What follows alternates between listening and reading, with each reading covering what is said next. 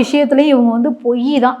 நாங்கள் ஆட்சிக்கு வந்தால் டாஸ்மாகை மூடுவோம். ஆனால் இன்றைக்கி டாஸ்மாகுக்கு நிர்ணயம் பண்ணி இலக்கு வச்சு விற்றுக்கிட்டு இருக்காங்க. இன்றைக்கி அதனால் எத்தனை குடும்பங்கள் சீரழியுது, எத்தனை பேரோட வாழ்க்கை வீணாக போகுது. அதெல்லாம் பார்க்கும் பொழுது நம்மளுக்கு அறியாமலே கோபம் வருது இந்த அரசாங்கத்துக்கு மேலே. அதே மாதிரி இந்த கற்பழிப்புலாம் நடக்குது இல்லை. ஏன் இந்த கற்பழிப்பு நடக்குது அப்படின்னா, ஒரு சில போதைப் பொருட்களுக்கு வந்து ஒரு சில குணங்கள் உண்டு.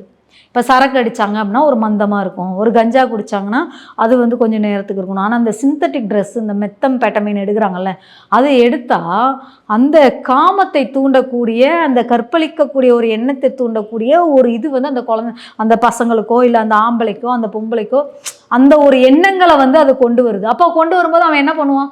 இந்த இப்போ கும்முடி பூண்டியில் ஒரு பிள்ளைய வாயை பொத்தி தூக்கிட்டு போனானே, அது மாதிரி. அப்போது இந்த அரசாங்கம் அதெல்லாம் ஊக்குவிக்கிறாங்களா? அப்போது ஒரு அது அவங்களுக்கு தெரியுது. ஏதோ அவங்க கட்சிக்காரன் தான் அந்த ஜாஃபர் சாதிக்குன்றவர், அந்த சிந்தட்டிக் ட்ரக்ஸு, அந்த சிந்தட்டிக் ட்ரக்ஸுக்கு காம உணர்வை தூண்டக்கூடிய ஒரு இது உண்டாம். அந்த இப்போ நான் நேற்று தான் அதை பார்த்துக்கிட்டு இருந்தேன்.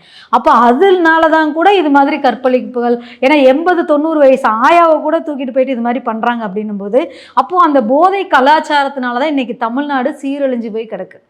இந்த நாடு வந்து இப்படி நாசமாக போகிறதுக்கு இந்த திராவிட மாடல் ஆட்சி தான் சாட்சி. அதனால் மக்கள் வந்து தான் தெளிவான ஒரு முடிவு எடுக்க முடியும். ஏன்னா மக்களுக்கு வந்து